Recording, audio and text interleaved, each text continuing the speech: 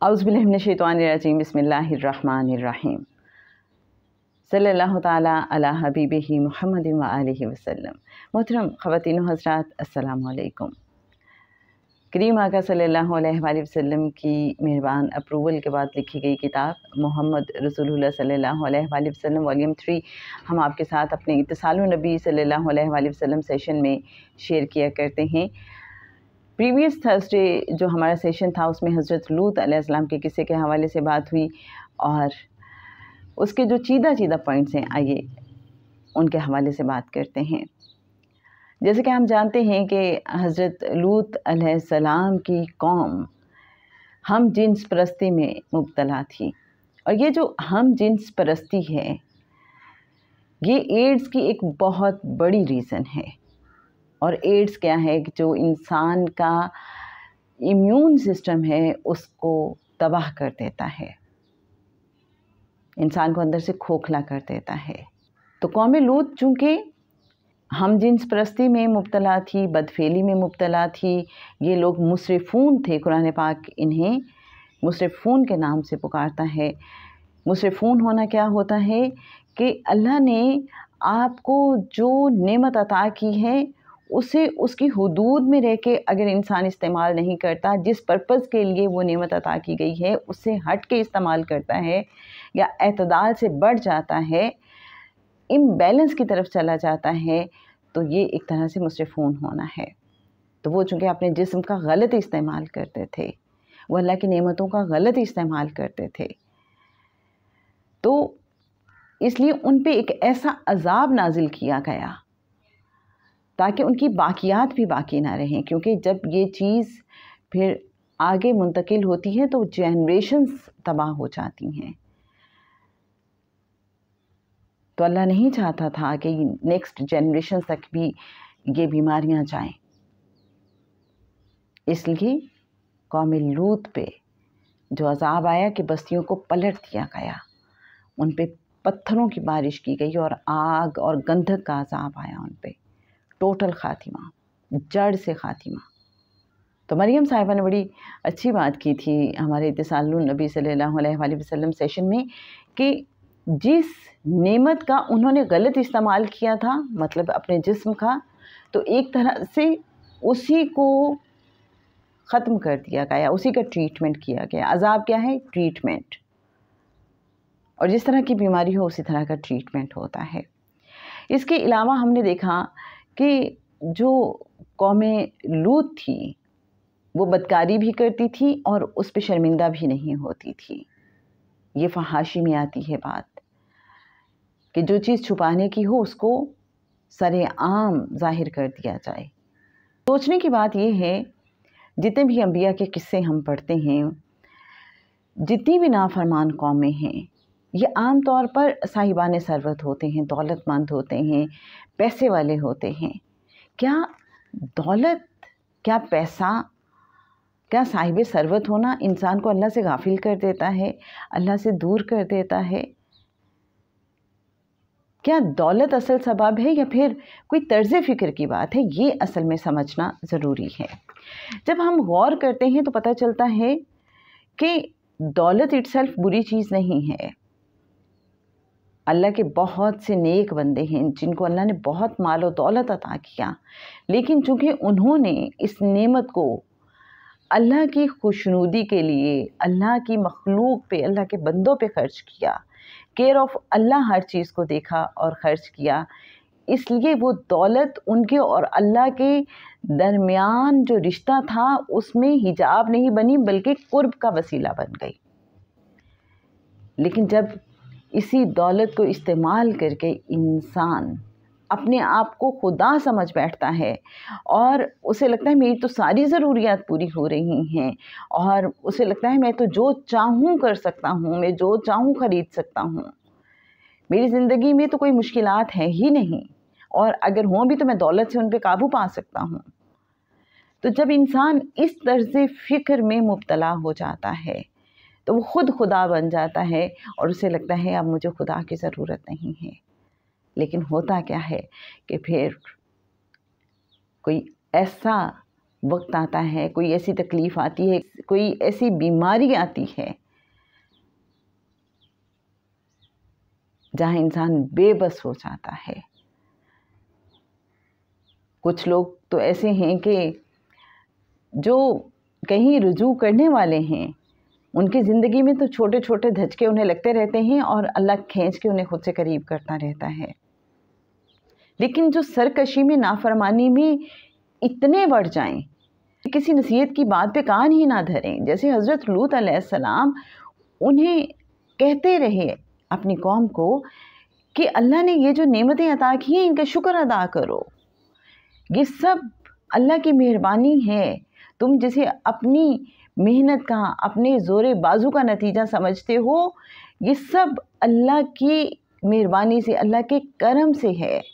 لیکن قوم نے کسی بات کو نہ سمجھا، کسی نصیحت کو نہ مانا، اپنے آپ کو سنوارنے کی کوشش نہیں کی، بلکہ کہا کہ تو لے آ جو عذاب لانا چاہتا ہے، جس کا تو ہمیں ڈراوا دیتا ہے۔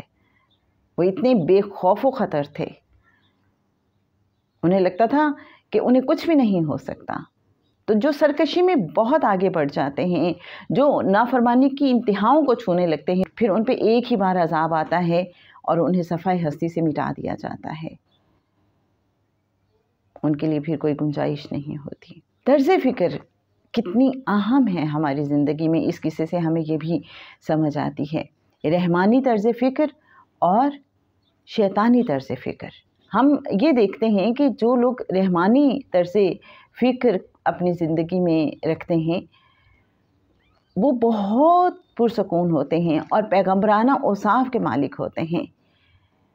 وہ ہمیشہ دوسروں کے لیے نفع بخش ہوتے ہیں، وہ نیوٹرل ہوتے ہیں، جس کو ہم کہتے ہیں قلندر شعور رکھنا، تو وہ قلندر شعور رکھتے ہیں، ہر ایک میں محبت تقسیم کرتے ہیں، ہر ایک میں نفع تقسیم کرتے ہیں، ہر ایک کے لیے پھول بننے کی کوشش کرتے ہیں، کانٹا بننے کی کوشش نہیں کرتے۔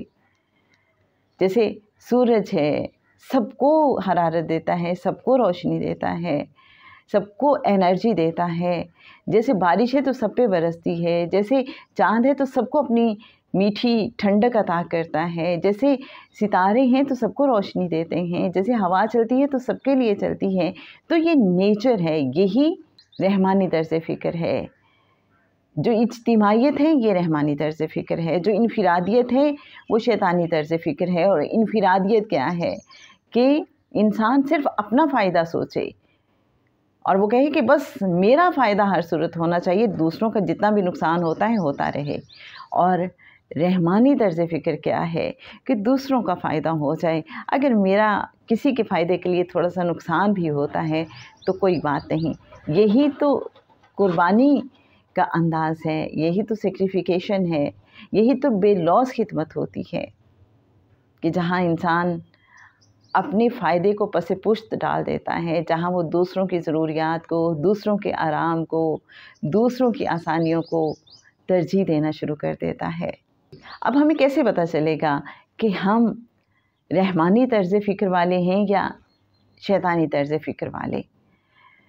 تو جناب خواجہ شمس الدین عظیمی صاحب نے اپنی کتاب میں بڑے خوبصورت انداز میں اس کو ایکسپلین کیا ہے کہ ہر وہ چیز جو ہمیں اللہ سے قریب کر رہی ہے، ہماری ہر وہ نیت، ہمارا ہر وہ عمل، ہماری ہر وہ سوچ، ہمارا ہر وہ ارادہ، ہماری ہر حرکت جو ہمیں اللہ سے قریب کر رہی ہے وہ رحمانی ہے، اس کے پیچھے رحمانی طرز فکر ہے۔ اور ہر وہ میرا جیسچر، میری نیت، میرا ارادہ، میرا عمل، میرا خیال جو مجھے اللہ سے دور کر رہا ہے تو مجھے فوراً چونک جانا چاہیے اور سمجھ جانا چاہیے کہ نہیں، یہ تو ابلیسی طرز فکر ہے، یہ تو شیطانی طرز فکر ہے، مجھے اس راستے پہ نہیں چلنا، مجھے اس طرف کو نہیں جانا۔ اور ہم نے دیکھا کہ جو لوگ رحمانی طرز فکر والے ہوتے ہیں ان کے پاس کوئی دولت بھی نہ ہو، کوئی پیسہ نہ ہو، کوئی مال و اسباب نہ ہو، لیکن چونکہ وہ اللہ پہ بہت یقین اور توکل والے ہوتے ہیں تو کیا ہوتا ہے، ان کے دل پرسکون رہتے ہیں۔ اور جو شیطانی طرز فکر والے ہوتے ہیں ان کے پاس دنیا جہان کی آسائشیں ہوں تو بھی ایک بے چینی ان کے اندر رہتی ہے. انہیں لگتا ہے کہ کچھ انکمپلیٹ ہے، لیکن یہ اور بات ہے کہ وہ ضمیر کی آواز کو سنتے نہیں ہیں، اس پہ توجہ نہیں دیتے، اس پہ کان نہیں دھرتے. اور رفتہ رفتہ یہ ہوتا ہے کہ وہ اپنے کان ٹوٹل بند کر لیتے ہیں، اندر کی آواز سنتے ہی نہیں ہیں.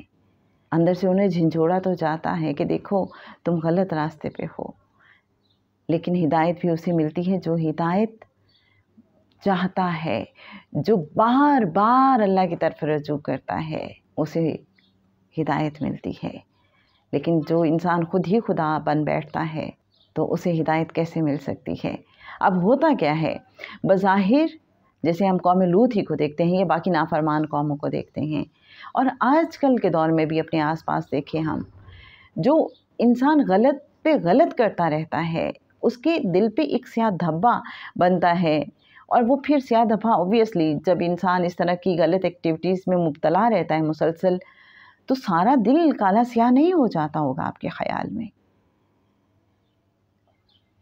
اب وہ انسان بے چین تو رہتا ہے، لیکن کیا کرتا ہے، وہ اس بے چینی کو مٹانے کے لیے غلط کاموں میں پناہ لیتا ہے. جیسے قوم لوط، وہ اصل میں ان کے اندر کی فرسٹریشن تھی، اس فرسٹریشن کو ختم کرنے کے لیے وہ غلط چیزوں میں لذت ڈھونڈتے تھے، اسراف کرتے تھے. لیکن جب انسان غلط چیزوں میں لذت ڈھونڈے گا، سکون ڈھونڈے گا، تو کیا اسے سکون ملے گا؟ بلکہ اس کی بے سکونی میں اضافہ ہو جائے گا. وہ تو جرم پہ جرم کا مرتکب ہو رہا ہے، غلط پہ غلط کیے جا رہا ہے. سکون کیسے مل سکتا ہے؟ تو انسان اندر سے فزیکلی بھی کھوکھلا ہو جاتا ہے جب اس طرح کی علتوں میں مبتلا ہوتا ہے، اور اسپرچولی بھی، سائیکلوجیکلی بھی، ایموشنلی بھی ٹوٹل اندر سے ختم ہونا شروع ہو جاتا ہے. سکون تو بے شک اللہ کی یاد میں ہے، اللہ سے جڑ جانے میں ہے. الا بذکر اللہ تطمئن القلوب. اور ذکر کیا ہے؟ ذہن کو متوجہ رکھنا اللہ کی طرف، ہر چیز میں اللہ کو ڈھونڈنا، ہر چیز میں اللہ کو سوچنا. ہاتھ کار ول تو دل یار ول. جب انسان کو یہ فارمولہ آ جائے، وہ ہر چیز کو کیئر آف اللہ دیکھنا شروع کر دے، ہر چیز میں اللہ کو سوچے، اللہ سے باتیں کرے. بہت سے لوگ آپ کو بھی ملتے ہیں جو بس اللہ سے باتیں کرتے رہتے ہیں، اللہ کو اپنے ساتھ فیل کرتے ہیں. تو ایسے لوگ آپ نے دیکھا کتنے پرسکون ہوتے ہیں. جی ہاں، یہ رحمانی طرز فکر والے ہوتے ہیں. ان کی زندگی میں کوئی مشکل آ جائے تو وہ کہتے ہیں کہ اللہ بس تو نے ہی سنبھالنا ہے. تو جناب، یہ جو قوم لوط کی شیطانی طرز فکر تھی، اس نے انہیں اتنا فرسٹریٹ کر دیا کہ وہ برائیوں پر برائیاں کرتے چلے گئے، اعتدال سے ہٹ کے زندگی گزار رہے تھے. اور جو بھی ایسا کرتا ہے تو ہم نے اس کا انجام دیکھ لیا. اور اللہ نے پھر عبرت کے لیے ان کی بستیوں کو ابھی تک رکھا ہے. جو بحر مردار ہے وہیں پہ ان کی بستیاں تھیں، تاکہ لوگ عبرت پکڑیں کہ جو انسان باز نہیں آتا، جو انسان ہدایت کے راستے پہ نہیں چلتا، جو انسان بار بار وارننگ کے باوجود اپنے آپ کو سدھارتا نہیں ہے، کیسے اس کو تباہ و برباد کر دیا جاتا ہے، کیونکہ اس کا ٹریٹمنٹ ہی یہ ہوتا ہے. تو سکون زندگی میں بہت ضروری ہے، یہ سمجھ آتی ہے. رحمانی طرز فکر زندگی میں اپنانا بہت ضروری ہے. اور اس پہ مکافات عمل کا قانون بھی بیان کیا گیا ہے اس قصے میں. اور مکافات عمل کا قانون کیا ہے؟ وہ بتاتا ہے کہ جب انسان کوئی غلط کام کرتا ہے، وہ اس وقت تک اس دنیا سے نہیں جائے گا، اس دنیا سے اس کا رشتہ نہیں ٹوٹے گا جب تک وہ اپنا کیا بھر نہیں لے گا. Do good have good. جس نے خیر پھیلائی ہے تو اس کو خیر ملے گی، اور جس نے شر پھیلایا ہے تو اس کو اب شر پہنچے گا. قوم لوط نے جو غلط کیا تو پھر اس کو بھگتا. یہاں ہمیں یہ بھی سمجھنا ہے کہ اگر کوئی انسان اس مکافاتی عمل کے قانون سے باہر نکلنا چاہتا ہے، اب اس نے غلط تو کر لیا لیکن وہ چاہتا ہے اس کے ساتھ اب غلط نہ ہو، تو کیا کرنا پڑے گا؟ جی بالکل صحیح سمجھیں آپ، اللہ سے رجوع، معافی، استغفار اور کمپنسیٹ کرنا ہوگا۔ جہاں کسی کے ساتھ غلط کیا اس سے بھی معافی مانگنی ہوگی، کوئی نقصان کیا ہے تو اس کی تلافی کرنی ہوگی۔ پھر اس کے ساتھ ساتھ یہ ہے کہ اللہ سے سچی توبہ کرنی ہوگی، استغفار بھی اور توبہ بھی کہ اللہ آئندہ ایسا نہیں ہوگا۔ اس کے ساتھ ساتھ نیکیاں کرنی ہوں گی، اپنے سیئات کو حسنات میں بدلنا ہوگا۔ جب ہم ایسا کریں گے تو انشاءاللہ مکافات عمل کے قانون سے نکل جائیں گے۔ اب اگر کہیں کچھ غلط بھی ہو گیا تھا تو انشاءاللہ جب ہم نے معافی مانگ لی، جب ہم نے توبہ کر لی، جب ہم نے تلافی بھی کر دی، جب ہم نے اب اچھے اعمال کرنا شروع کر دیے ہیں، تو اللہ بڑا غفور الرحیم ہے، وہ اپنے بندوں کو معاف کر دیتا ہے۔ اس کی رحمت تو بہانہ ڈھونڈتی ہے، اس کی رحمت کے دروازے تو کبھی کسی پہ بند ہی نہیں ہوتے۔ انسان ایک قدم چلتا ہے تو وہ تو 10 قدم اس کی طرف آتا ہے۔ تو ایسے رب سے ہم رجوع تو کریں، ایسے رب سے ہم توبہ تو کریں، سب ٹھیک ہو جاتا ہے۔ اندر باہر کا کھوکھلا پن، بے چینی، بے سکونی سب ختم ہو جاتی ہے، اندر کی تاریکی روشنی میں بدل جاتی ہے، اور جو دل پہ سیاہ دھبے ہوتے ہیں وہ مٹنا شروع ہو جاتے ہیں، دل روشن ہونا شروع ہو جاتا ہے، اندر باہر اجالا ہو جاتا ہے، سکون ملنا شروع ہو جاتا ہے۔ بس ہم اللہ کے قوانین کی وائلیشن نہ کریں، یہ ہمیں سمجھنا ہے، اور جہاں غلطی ہو جائے وہاں فوراً معافی مانگنی ہے، سرکشی اور نافرمانی کی طرف نہیں آنا۔ جی جناب، تو سچی خوشی کا راز یہی ہے، اگر ہم زندگی میں سکون چاہتے ہیں تو اس کا راز یہی ہے کہ رحمانی طرز فکر کو اپنائیں۔ آج کے لیے بس اتنا ہی، انشاءاللہ نیکسٹ ایپیسوڈ میں حضرت اسحاق علیہ السلام کا قصہ آپ کے ساتھ شیئر کریں گے۔ اللہم صلی علی محمد نبی الامی الکریم وعلی آلہ وبارک وسلم۔ السلام علیکم ورحمۃ اللہ وبرکاتہ۔